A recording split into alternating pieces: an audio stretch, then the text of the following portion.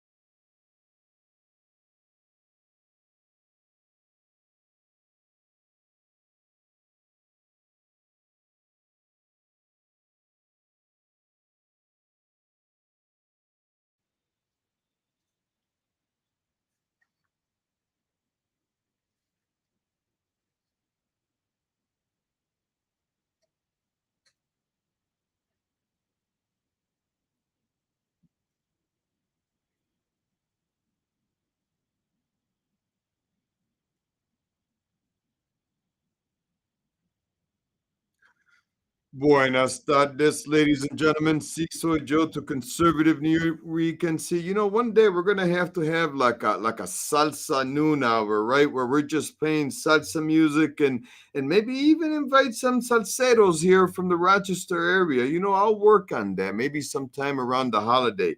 Ladies and gentlemen, it is always my honor to be able to come and sit on the airways and enjoy lunch with you, ladies and gentlemen. For those of you that are going to join us on social media, thank you. Please leave your comment. It's always I'll share them if I can.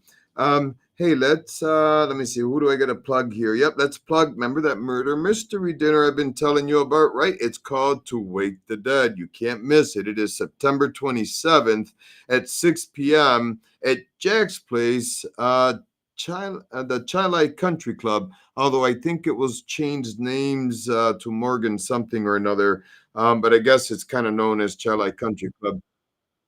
Morgan's Crossing. Thank you very much, Bob. So Jack's Place, Chile Country Club are known as now Morgan's Crossing. If you want tickets, 585-314-1769C. Bob, where would I be without you, sir?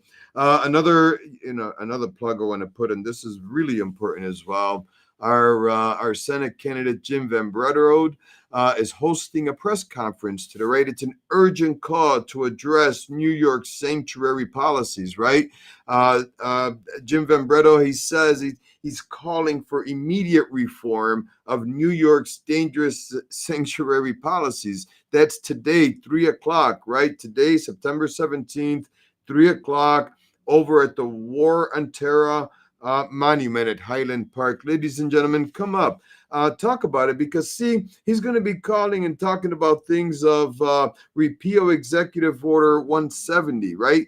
The order that prevents local law enforcement from cooperating with federal immigration agencies, right? An executive order that Hocus Pocus refuses to appeal.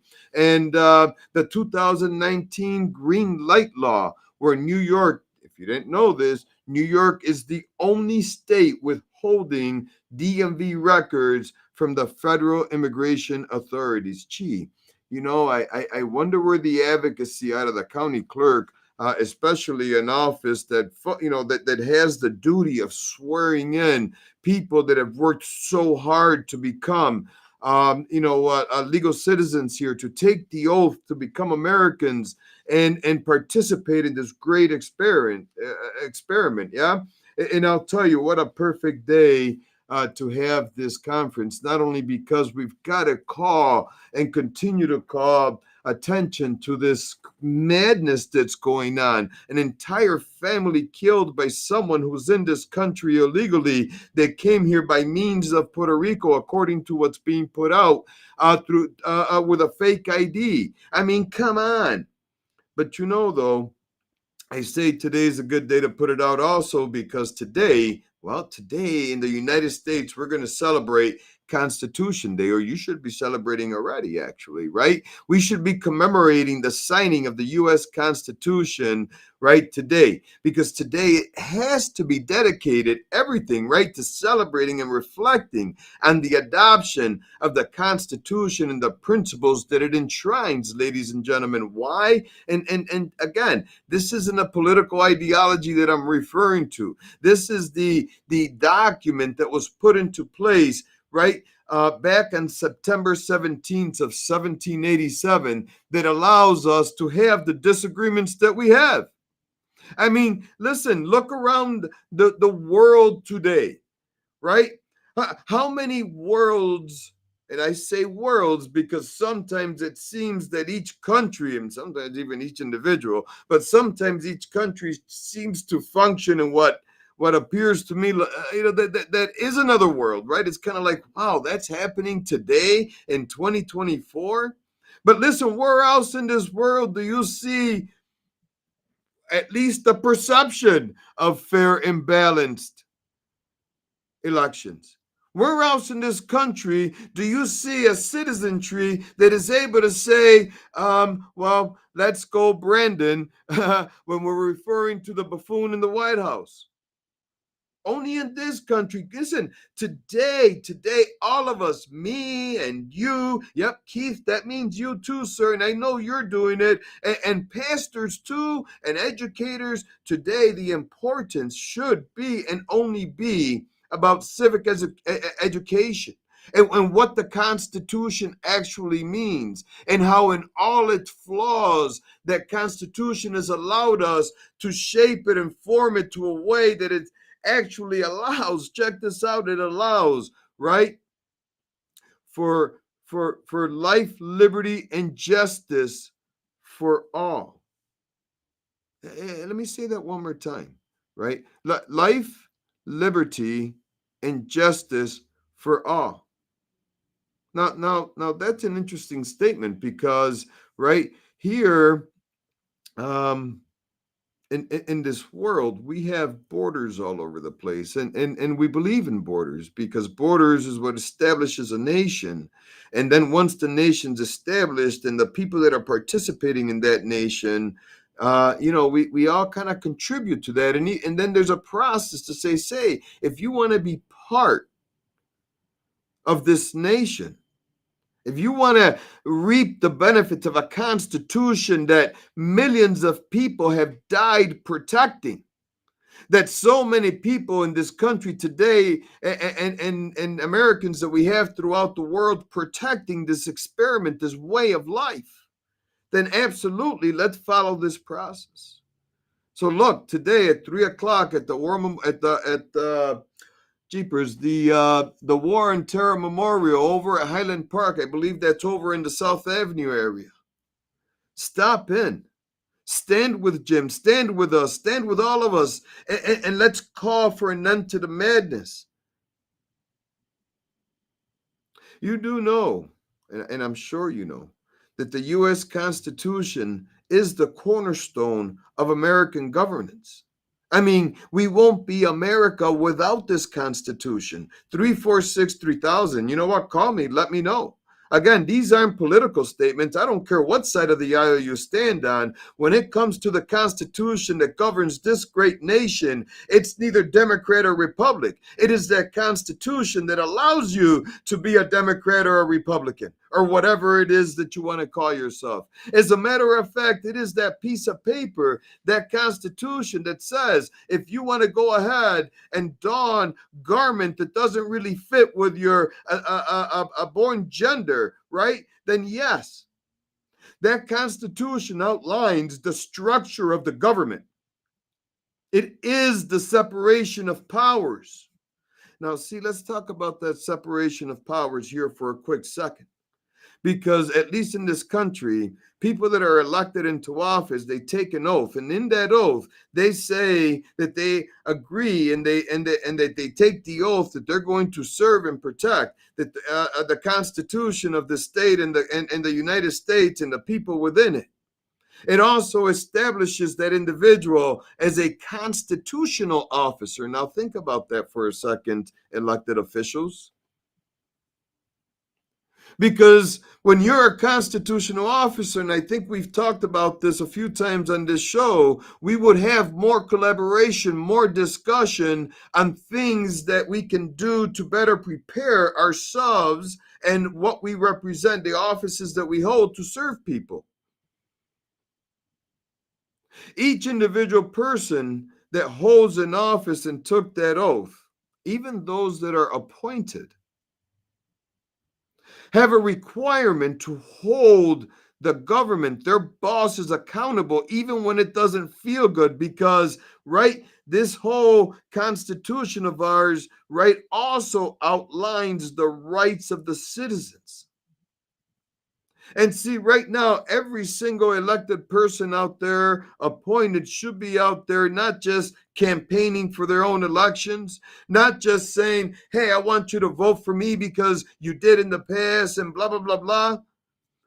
Listen, if today you're not out there reminding citizens of the principles, right, that were put into place that have shaped this American experiment for well over 230 years. I lose count. I think it's well over 230 years.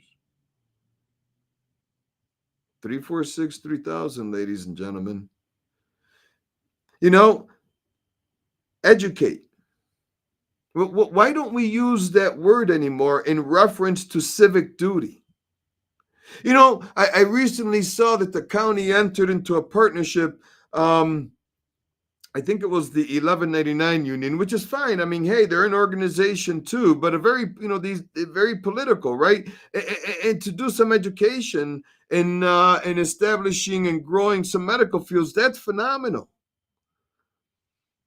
But then I wonder if we're focusing, right, on bringing people, uh, um, if we're focusing on bringing people from where they are to their next step so they can be to where they want to be, wouldn't we want to remove as much political ideology out of it, right? And then use that money and to put it into, right, community organizations. There's a lot of organizations out there that would do that that exact that exact work. Tons, tons. Right, but focus on educating people so that these individuals can establish their own constitutional rights. See, and this is why I say this, because then we can work with them on promoting civic education without the fear of like being in trouble or losing something like training. Mira, today, right, today is Constitution Day. We're going to talk about it right here in the Next Step show. Y no te olvides, don't change that dial. Why? Because your conservative Nuyorican Peter Vasquez wants to hear from you. We'll be right back.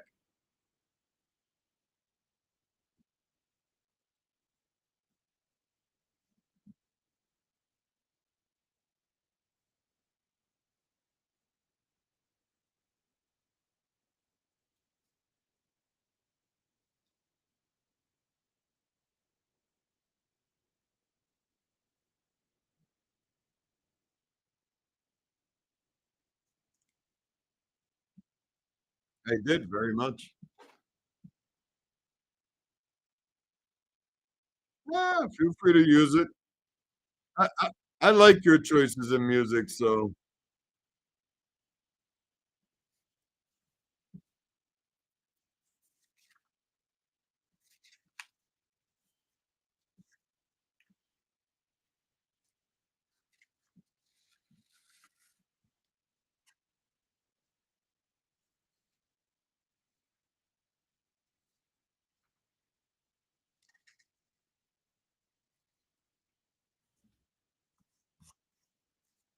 very nice.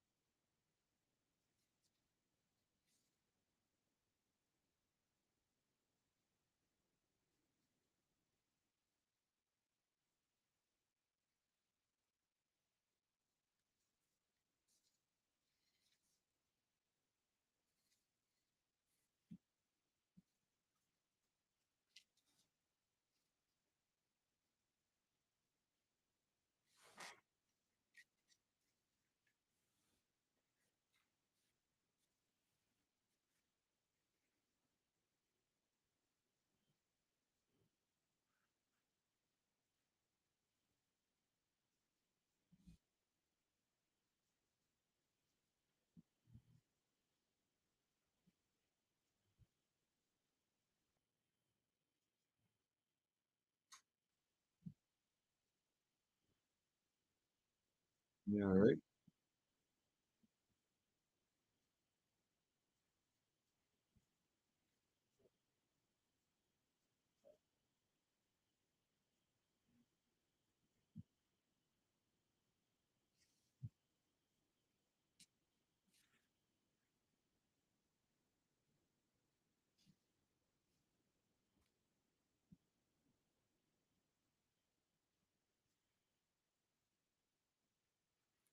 Hey. Let that play a little bit there, sir. Sí, un poquito de salsa, amigo. You know what? Listen, let that rhythm, just let that stress go and set the tone for the week. Keith, thank you for calling the Next Step Show.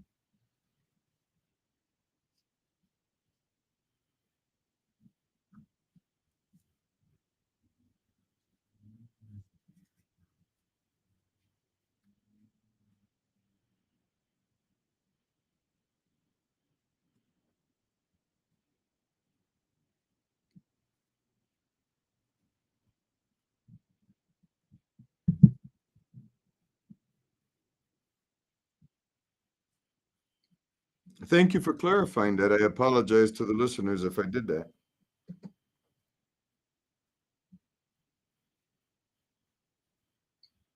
Thank you for clarifying that. I apologize to.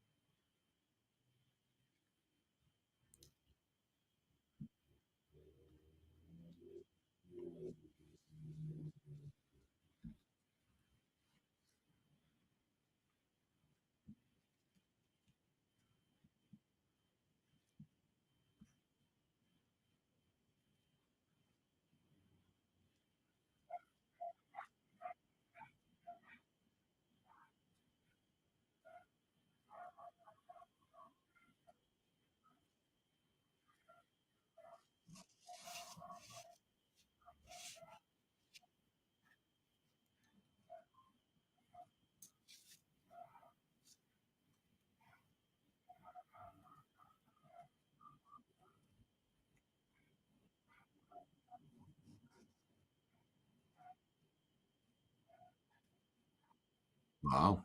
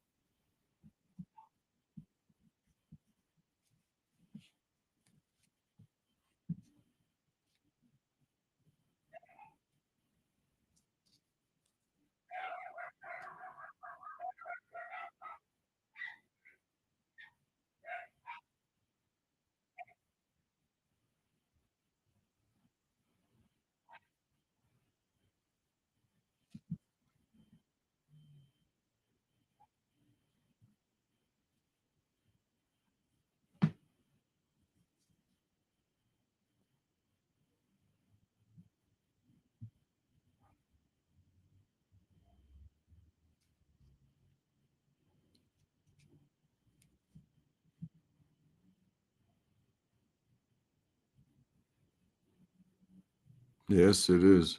Keith, I truly appreciate the call, sir. I really do. On the heels of Keith's call and statement, because that was like truly profound, right? What we have now is a government that has forgotten, well, the fact that they're like a constitution officer protecting this constitution. And I have this clip that I'm going to share with you, right? I mean, again, there are people out there that say things that irritate us on all sides of the aisle, right? There's a guy named Jeremy Kaufman. He on Twitter.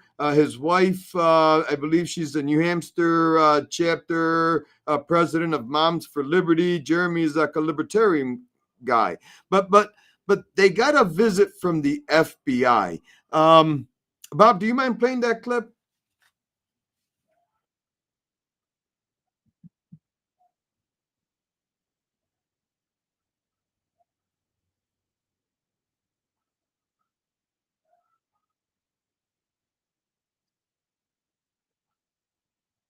Thank you, Bob. See, this is, and actually, they were there. They refused to show their identifications. They did have a badge and their weapons present. They were FBI's, they said that they were, but they refused to show their identification because the gentleman, Jeff, or Jeremy, excuse me, was recording. Now, they stated, you heard it.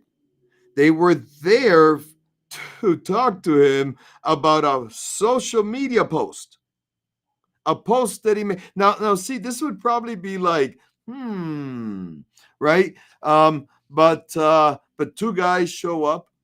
Imagine that. Now, don't we kind of see that already in places like Britain, I believe it is, and some other countries, Western world countries, that have a perception of freedom, right? People that are being locked up because they shared a thought on social media. I wonder, right, where this country is heading when we're sending FBI agents that don't want to identify themselves. I mean, whatever happened to the due diligence part of thing? Because let's remember today, on Constitution Day, we need to emphasize those constitutional rights that guarantee everything in the Bill of Rights and beyond, that guarantees fundamental freedoms such as a freedom of speech, religion, and due process under the law, right? We need to encourage reflection on these rights and the ongoing need to protect them, ladies and gentlemen. Otherwise, the FBI is going to be knocking on your door. And for those of you that are saying, "Oh, that'll never happen," really? Do we not remember that there was an FBI raid in a former president's house over documents, an issue really that almost every president that has left office, and they showed this, right? So it's true that almost every president that left office could be held accountable to. Listen, ladies and gentlemen, I don't know about you, but see, I've traveled this world and I've heard and I've seen enough to know that our Constitution, this American experiment, is so worth protecting. And if you don't even, again, if it's there, proof is in the pudding. If you don't even want to go research history, I get it. That's a lot of work, right? I mean, hey, why research what's true when you can smoke a joint and listen to the news bites, right? But if you're going to listen just to news bites, then listen to videos and news bites like the one we just played. See, the Constitution, and even in the preamble, really enshrines everything. It talks about, check this out, the preamble of the United States says, we the people of the United States, in order to form a more perfect union, establish justice, ensure, INSURE, domestic tranquility, provide for a common defense, promote the general welfare, and secure the blessings, underscore the word blessings, of liberty to ourselves and our posterity, to ordain, again, underscoring another word, ordain and establish this Constitution of the United States of America. Ladies and gentlemen, check this out. Those words were very intentional. See? And if you don't change that dial, we'll be right back. And I'll tell you why I believe those words were there intentionally, right? You are listening to your conservative Nuyorican Peter Vasquez right here in the WYSL stations 92.1 FM, 95.5 West FM, EC, 1040 AM. Super powerful. We'll be right back. Regresamos.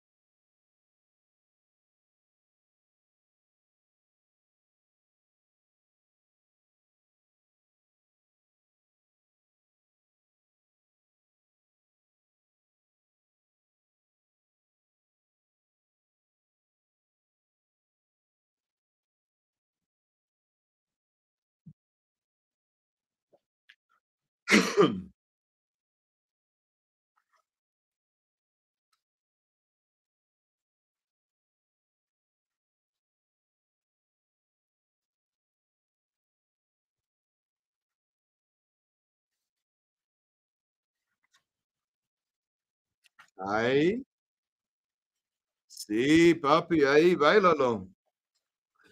Ladies and gentlemen, 346 3000, 346 3000, 346 3000. Give me a call. Talk to me. What do you think about Constitution Day? What do you think about that preamble? What do you think about words that say, um, promote the general welfare and secure the blessings of liberty to ourselves and our posterity and to ordain?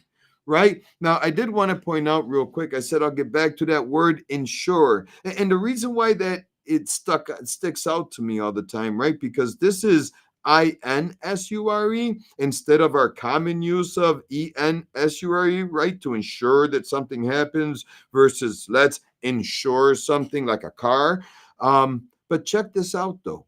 In the context of the Constitution, insure, starting with IN, right, was commonly used to mean guarantee or secure. And in the 18th century, back when the Constitution was put together and signed, the usage of the word insure with IN, it meant to make certain. And I guess the word insure, EN, right, kind of means the same things a little bit these days, but insure what it's changed into according to history, right? And it became more associated with finance and risk protection.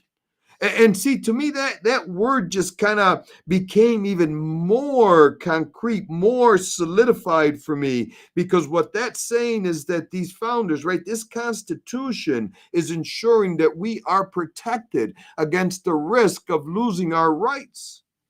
And again, we all know that the Constitution, like very many things created by humans, are never perfect, right? There's no one in this world that's perfect. Jesus Christ, if you believe that, I believe it, right? But no one other than that is perfect. So we fix, and that's where things like, like all the amendments came from. That's where the 13th Amendment came from. Check this out. The preamble of New York State's Constitution reads this: We, the people of the state of New York, grateful to Almighty God for our freedoms, in order to secure its blessings, do establish this Constitution. With respect, I'm going to read this one more time. I don't want to like keep repeating myself, right? Like you just heard it, but there's words there that are so critical, right? That it's important for us to acknowledge, especially in este estado, New York State.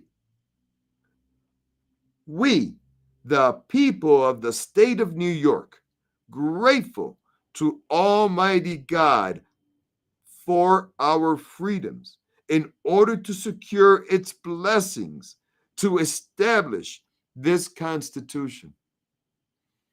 Man, I have to assume that if Hocus Pocus and many on the progressive left had their way, that they would just completely do away with that preamble. I mean, for being one of the most liberal states in the union, you got to wonder, wow, that's a pretty bold statement. So why? Why would these documents uh, that have taken this country, this state, right from, well, I mean, come on, guys, really, that have taken this country, this state from chaos, from slavery, from oppression. Remember, because women were oppressed, to one of opportunity and resources, right, for everybody. There's only one ask in that Constitution that you and I, there's only one call to action that we have to do to realize those opportunities. And that's just go get it. That's it. That's the only ask. wake up with purpose, wake up with change. And for those of us that call ourselves leaders, wake up with a purpose of educating and making it about making someone else better every day. Not a mantra. See, that's my biggest struggle in politics is that beating my own drum, it's just hard for me. I wish it wasn't. I wish I was one of those guys that was flashy and had my, my $500 sneakers and my $4,000 sports jackets, but that just none of that's important to me. It never mattered to me that somebody else knew what I was doing because I didn't do it for them. Why does the Constitution of this great nation, the freest nation in this planet, right? Why does the preamble of both that Constitution and the Constitution of one of the most liberal states in the Union says we are grateful to Almighty God for our freedoms? But this is why, right? And there's a lot of reasons why. But Benjamin Franklin really underscored it, right, during the Constitutional Convention of 1787. Gary, thank you for calling the Next Step Show.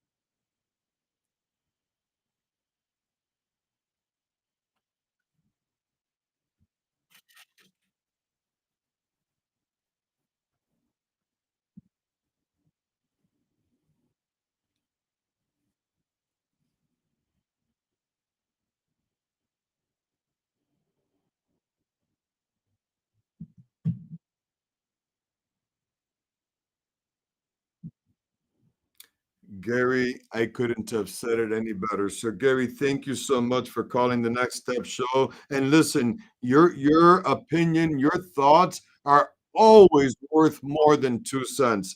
Dan, thanks for calling the Next Step Show.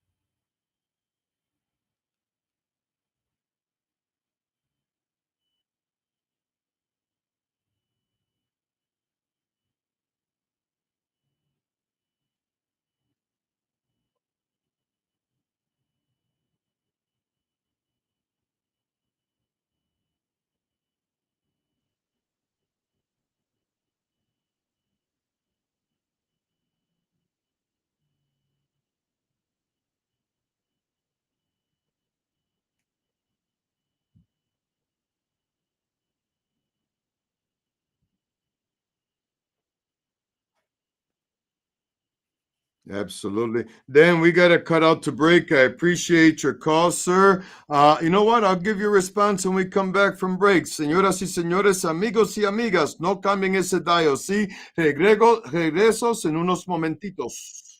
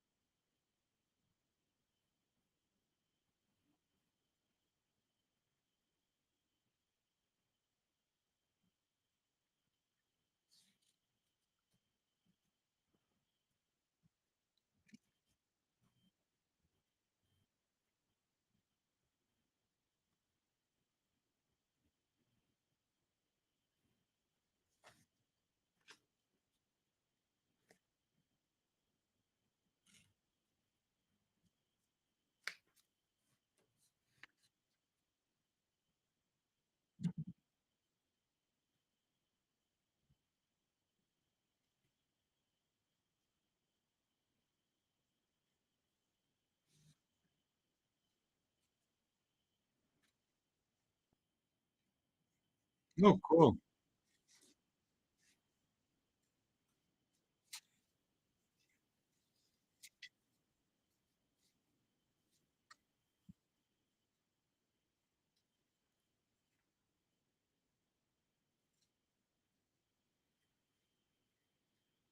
Welcome back to the Next Step Show, ladies and gentlemen. See, no te olvide, your conservative New Yorican. See, I love America. I love the United States of America. I love New York State. Yeah, I'll throw it in there again. I love my little Cressy. Si te amo, mi amor. Hey, welcome back to the Next Step Show. What Dan was referring to, our caller before the break, was the emoluments clause, right? It refers to two provisions of the U.S. Constitution that's designated to prevent government officials from receiving any gifts, payments, or other benefits from foreign states or federal government unless Congress explicitly approves it. Well, I mean, hey, the buffoon's son is in court quite often these days. There's also a domestic emoluments clause that has the same effect. Thanks, Dan, for pointing that out. Yes, I agree. We've got a lot of involvement. I don't disagree with involvement across the pond. However, I do disagree when that involvement is benefiting one and there isn't a benefit for we the people. But you see, why is it that these preambles, right, ladies and gentlemen, 346 3000, there may be time for a call or two. 346 3000. Check this out. If we had more people just sitting there saying, hey, let's talk Constitution. Because remember, they don't really teach this stuff in school. We wouldn't see things like Senate Bill 6649 or the New York State Assembly Bill 2882 mandating firearm dealers to display signs that owning a firearm might be hazardous to your health. Right? We wouldn't see things like that. We would actually see policy that's saving lives. Now I get it, right? Because the sponsor says something like, well, if I save one life, then that's great. Okay, fine. But let's change your policies so we can deal with the culture so that there's less people wanting to pick up an arm, wanting to pick up arms for domestic violence issues or against themselves, right? Because see, that's where the problem lies.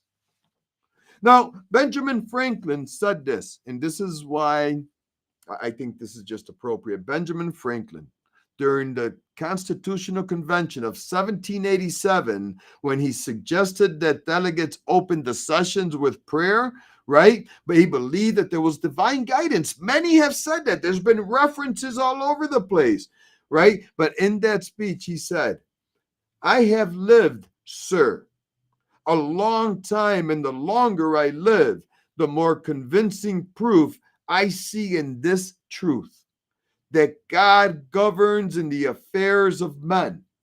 And if a sparrow cannot fall to the ground without his notice, is it probable that an empire can rise without his aid?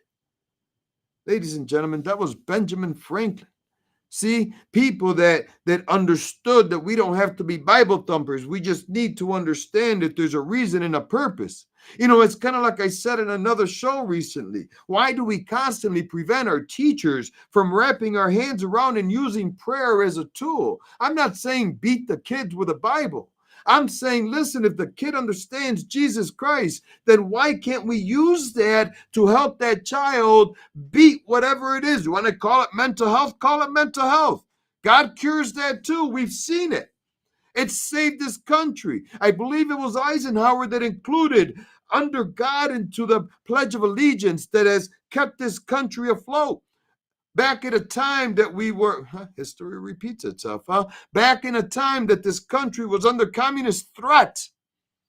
And now they're trying to remove all that again. Do we not see the parallels? Let's talk a little bit, though, about the parallels, though, in the 13 promises that God made his people, the Israel people, and those that chose to be part of that.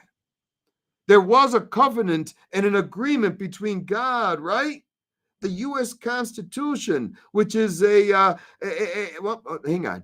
Let's clarify this because I don't want there to be misunderstandings, right? The 13 promises of God and the U.S. Constitutions are both foundational in their respective realms, spiritual and governmental, right? And they do serve different purposes, right? One's our Constitution, and one is a promise that God made to his people. But they're both a promise to we the people. For example, where God promises protection, safety, and provisions to those who are faithful, the U.S. Constitution establishes a government that ensures domestic tranquility and provides for a common defense. In the preamble.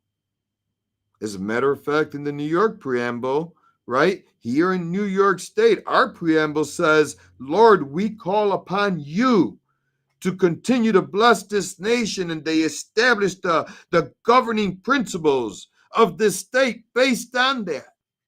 How about liberty and freedom for all? Right? Because, and the promise is spiritual freedom from sin, bondage, and fear. It is a recurring theme. But in God's promise in John 8:36, he says, I will set you free.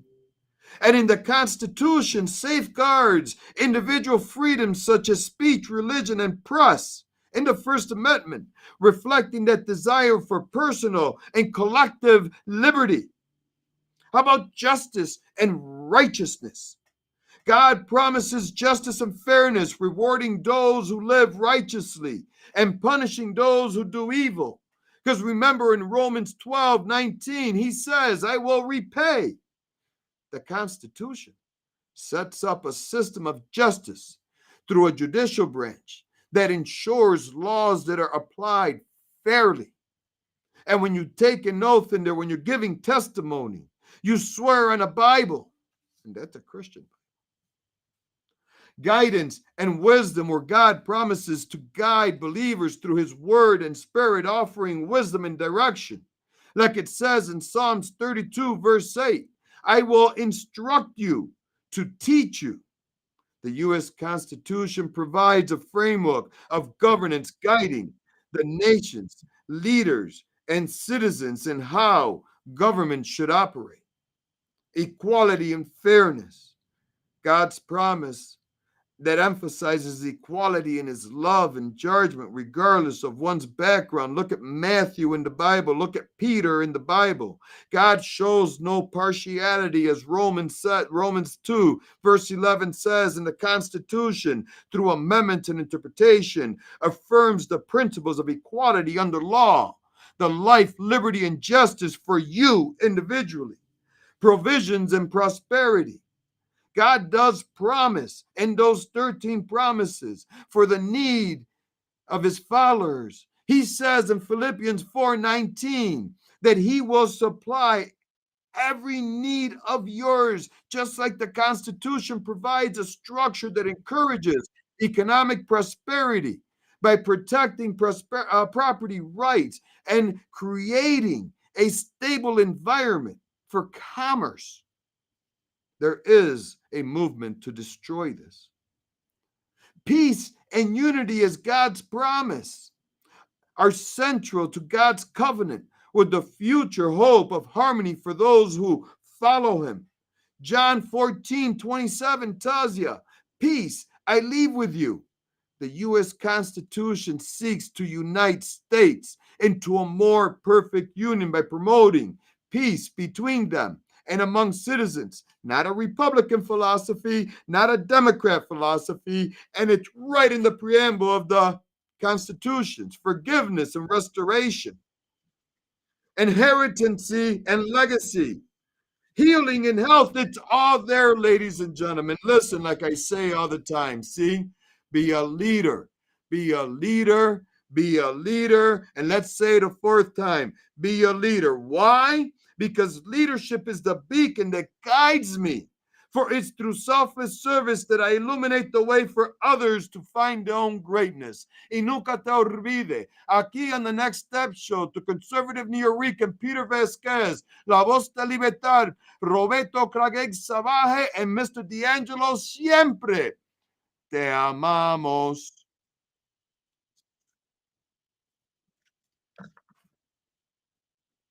You too, sir.